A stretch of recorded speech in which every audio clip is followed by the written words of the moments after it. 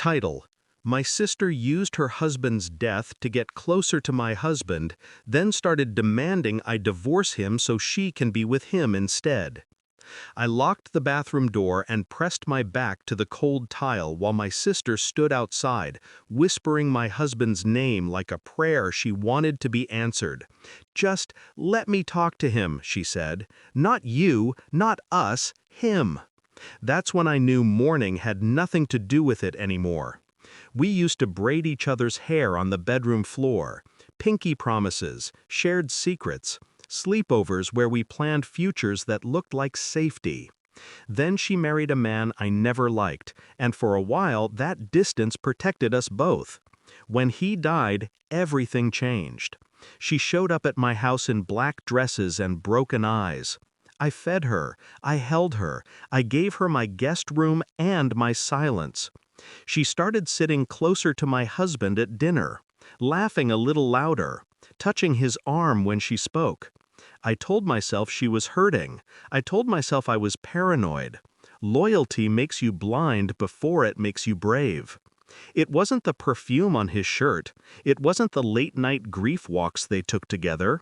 It was her phone. She left it on the kitchen counter one morning. I saw the screen light up. His name, a heart next to it. She doesn't understand you like I do. I wake up thinking about your hands. She should let you go. I didn't cry. I memorized. I became very quiet.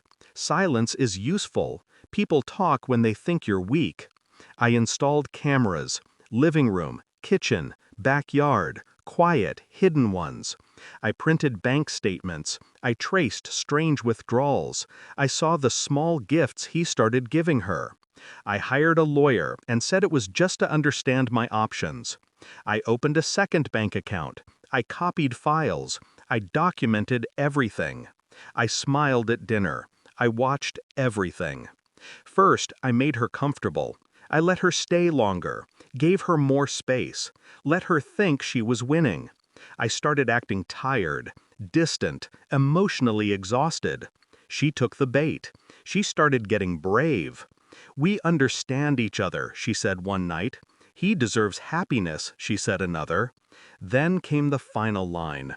"You should divorce him. For yourself. For peace." She said it softly, like a gift. I nodded.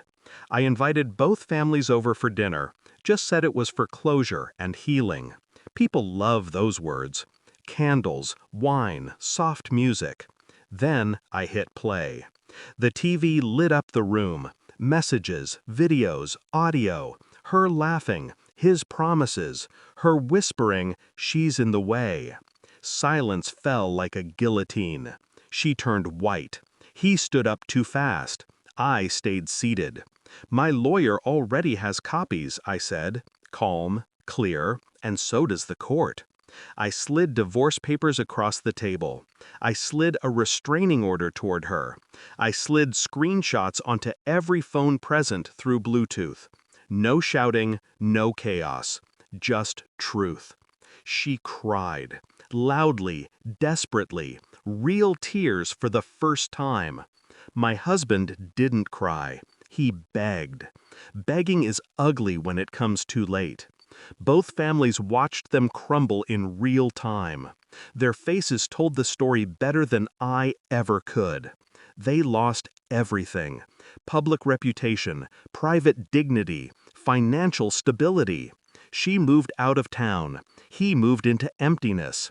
I stayed. I kept the house, the accounts, the narrative, the power.